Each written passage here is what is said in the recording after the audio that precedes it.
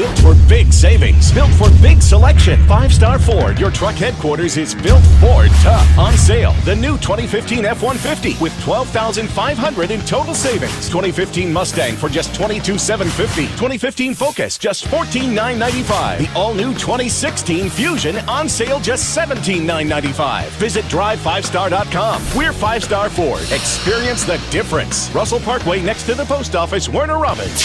Drive5star.com. Familiar with the Nasworthy folks, the racers, and by the way, some excellent racers. I mean, some good people. And we are going to try to see if we can get a hold of Miss Libby Nasworthy, and we want to get her thoughts again, being connected with a racing family. Her dad raced, brother raced, uncles. Everything. Yeah, R. Gregory was her dad, and also Wow, long a huge history. Mom, Peacock's mom. Okay, I got you. I got Hello? you. Libby, Pastor Todd Sharon with Deep Dixie Racing Report. How are you? Hey, Todd. I'm good. Thank you. Oh, it's so good to hear your voice, Libby. We're glad that you could join us. And Brian and I were just talking. You have even more of a connection and even more of a history than I was even aware of. I know Mr. Ariel Gregory, your father, Hunter Peacock, your son. We've also got the Nasworthy name there that's thrown into this. You've pretty much been involved in racing for most of your adult life, and since birth, really. Okay, since birth. Yeah. Give us a snapshot of some of your earliest memories about racing. I'm guessing that would have to be regarding your dad, the late Mr. Ariel Gregory. Yeah, actually, Mike's dad and my dad were rivals and sort of enemies in a little bit, and sort of odd that I ended up with him, but yeah, I mean, my mom raced, my stepmom at the time raced, so, I mean, from early on, I think my mom might even been pregnant early with one of the brothers, but, or me. But, yeah, early. I mean, you know, when they bring you and put you on a pallet on the bleachers, or you end up coming in a station wagon, or, you know, way back. Yeah. Didn't have big haulers then and all that. That was back in the day. If you're just joining us right now, appreciate you tuning in. This is part 2 of the pink edition of the Deep Dixie Racing Report. Our thanks to all of the ladies that have joined us, whether they're drivers, wives, mothers, or whatever the case may be. And we're joined on the line right now by Miss Libby Nasworthy, and Libby has a wealth of history. And Libby, I've got to ask you, back in the day when you first married, and you guys would have family functions and everybody was together, do you have any kind of memories or any kind of stories that you could share with us about that around the Thanksgiving table, around Christmas, or whatever? Well, I mean, I think my dad's the best. He thinks his dad's the best. You know how that goes. But, and they were very much rivals. But, I don't know. It still goes on. We just don't push it too much. You know, it still goes on even in our immediate family. So, you know, we're all competitive, and I'm competitive, and I love it as much as they do. So, it makes it a little touchy at times, you know. But Mike's really good-natured, and my dad loved him. My dad and him were very close. So sometimes I told him I think my dad loved him more than me. But, you know, they just had a lot in common. Yeah. So, and respected each other and all that. So. Right. You know, Libby, one of the things that I remember, and this was a highlight, Brian, you probably remember, Karen, you may remember, a few years back when we were running that R.L. Gregory Memorial Race, Hunter won that race, and I actually had the privilege of interviewing him after the race. I'm not sure how many years ago that was, maybe 4 or 5 years back. And we talked to a lot of mothers, of course, Karen Fordham here, and I know you know all of the mothers and the wives in our racing family, Pam Harrington, Erica Williams, the list goes on and on and on. What was your first experiences like when Hunter began racing? Well, all along, my dad from the very beginning, it was a family thing. He did not leave us at home, so, you know, we were right there in the shop, so I took him a little grease rag in my back pocket. But it's just always been a family thing with us. And there's, you know, in our family, I just don't believe the drinking and all needs to be at the racetrack. I mean, you've got responsibility, and Hunter started racing go-kart, you know, at 8, and we traveled New York, Pennsylvania, Delaware, Indiana. I mean, we traveled the whole nation, and never scared. Everybody's always like, "Are you scared? Are you scared?" No, never scared.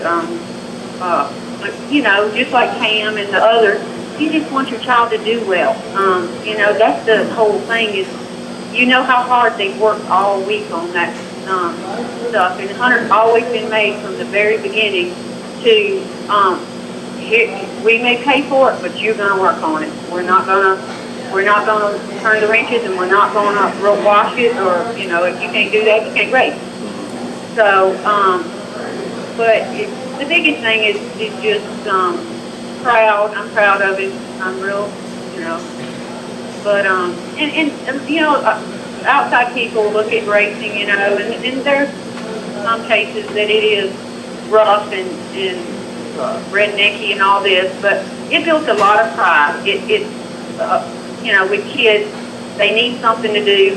We have been with our kids probably every weekend of their life, just about. They had to give up balls, and my daughter did play baseball and run track. She actually raced go-karts for a while and got a trophy every time she raced, but she played from early on baseball, softball, and did really well. And so she got to dabble in it, but she had to pick which sport she wanted to do. So, and the boys have always, I mean, that's been our life. Right.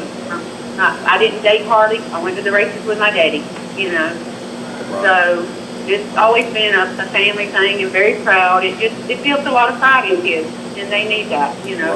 Right. We're joined right now on the line by Miss Libby Nasworthy, and Libby kind of recounting her life as being a part of the racing family. And want to kind of shift gears here a little bit, Libby. We see Mike race from time to time with us at Cochran, and I usually see Mike you know, several times a year, be it at one of the big races in Alabama and things like that. And again, this is not to say, you know, this because I'm talking to you, but Mike Nasworthy, man, one of the toughest competitors. I mean, he is a grinder out there, and Mike always shows up with a fast race car. How would you kind of describe Mike's racing now that, you know, there's so many other things that pull at your time with Hunter and things like that?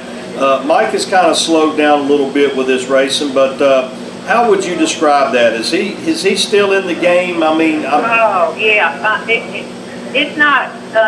If the money was clearly there, I mean, you got to work and there's bills that have to be paid and all. But Mike would race every day. I mean, he loves it, and it's going to be very hard for him to give up when he has to give it up. And a lot of people just see him today, but he was the man. I mean, he used to be no better, and he still has the reflexes and the kahunas to go in there deeper and further than anybody else. He's good. And a lot of people don't know him in the past as much what he accomplished. right. You know, they're just seeing the now. But yeah, I mean, you have to pick, you know, whether you're going to pay your bills or if you're going to race, you know. And there's a lot of times it's just like everybody else working hard owning a business. There's times when you've got to slow it down and work on the business stuff. So, Right. but if it was up to him, he would race every day. Yeah.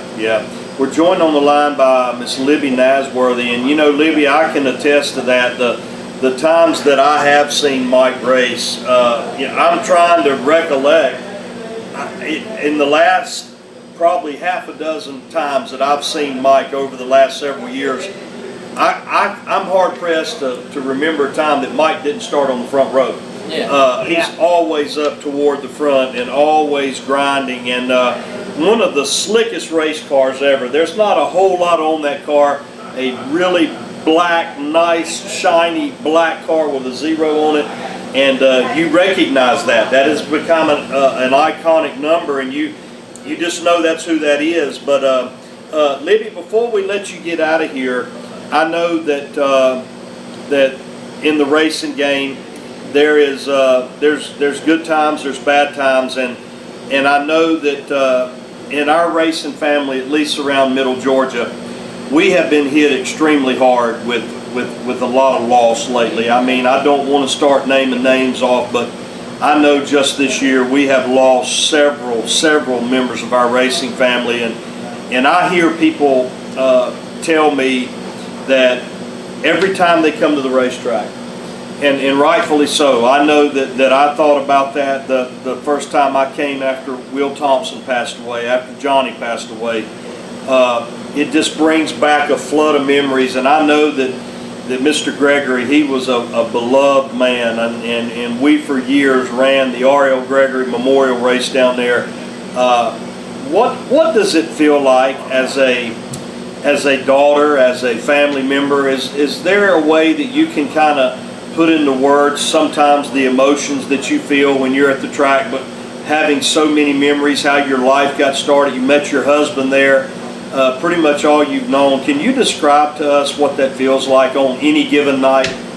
Yeah, there's a lot of emotions. You know, that's just like in NASCAR or anything. You know, a lot of people do not realize how much you have given and how much you put into that. When you really, I mean, there's some people that just drive and they show up at the racetrack. Well, these boys don't. And that's just like my daddy was everybody's friend. And he really, he loved Little Will. He knew Little Will Harrington since he was teeny tiny. He'd give him a quarter, give him a sucker, or Ricky Culpepper. He's you know, he didn't get to see Hunter shine. He was all but there. And same thing with Will, but Ricky, I think, had started running, but Diddy just took interest in you know, there was no selfishness with it. I mean, he just saw a lot in these boys, and he loved racing too. It's real emotional. And I mean, because that's been our whole life.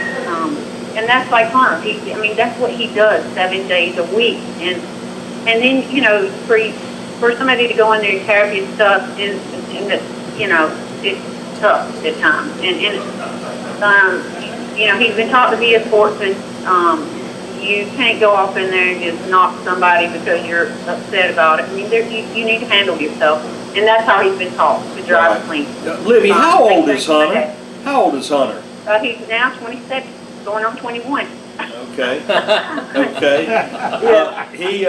For those of you that have been around the racetrack and you saw Hunter Peacock race, that this generation of drivers, and I mean the list can go on and on and on, man. You've got Pearson Lee Williams, you got Ricky Culpepper, Will Harrington, you got Blake Smith, Jordy Nipper. Jordy and Hunter's been best friends since they were little. Right. Went to high school together, and Hunter, I mean they're very close. Yeah, Hunter, and Libby will tell you, Hunter and Jordy was pretty daggum good in go-kart racing. When I first saw Hunter race a go-kart, and that's where I came from, I first time I saw him on track, I was just like, he got it. Yeah. He got it. You know, I knew and it. Mike always said he put up Hunter against anybody. Bloomquist, I mean anybody as far as his ability. And you just don't usually shake him. It don't matter who's behind him. You know, he focuses on his race, and that's just what he's been taught. You know, Right. And his mother will get his behind if, I mean, I believe in clean racing. I do not believe rubbing is racing. I believe that you don't move somebody. If you cannot get by them without knocking them out of the way, it's not your day. and you better be able to hold your head up at the end of the night, and you didn't knock somebody out. So, I mean, I'll be the first one to get him before anybody else. Right. But he was a national champion on dirt and asphalt, on go-kart. Mm-hmm. But that was the whole thing. We started local. You know, you get a lot of crap with local, so you move them on up somewhere that's sanctioned a little better. And then you keep getting the competition tougher. That's the only way they're going to get better. Exactly. Well, I can tell you, man, Hunter Peacock, every time that Hunter shows up at a race, he's going to be one of the threats. I mean, and that's no joke. And everything you're saying is true. I mean, that young man is fearless. He's smooth, and you can see when the car is maybe not quite like he would want it to handle. Hunter's one of these guys, and I watched that, Libby, as the announcer. You can see that he'll experiment with different lines, and I have seen Hunter literally run half a race and check out, you know, 5 different entries into the corner until he'll finally pull the trigger and get by. And when he gets by, he'll usually pull, you know, by the end of the race a straightaway. But Libby, he just won't give up. That's the thing. He doesn't give up. Right. Well, we really do appreciate you taking time to join us tonight. And, you know, we wanted to do this for our ladies because I'm going to tell you something. When it comes to the racing game, and I'm not taking anything away from soccer moms, football, baseball, the stick and ball sports, I know we've got a lot of dedicated people. You would be hard-pressed to find any sport where it's more of a family affair. Right. And the ladies that are part of the racing community, they're very much a part of the racing community. They're not just out there, you know, some ditzy somebody that don't know what's going on, don't know. They are tuned in, they're dialed in, they're educated. Well, me and Hunter raced for 2 years by ourselves. We went with D. Smith in the NDRA series, and he won the NDRA series. We went, Libby and Hunter, that was it. I was the jack person, I was the tire changer.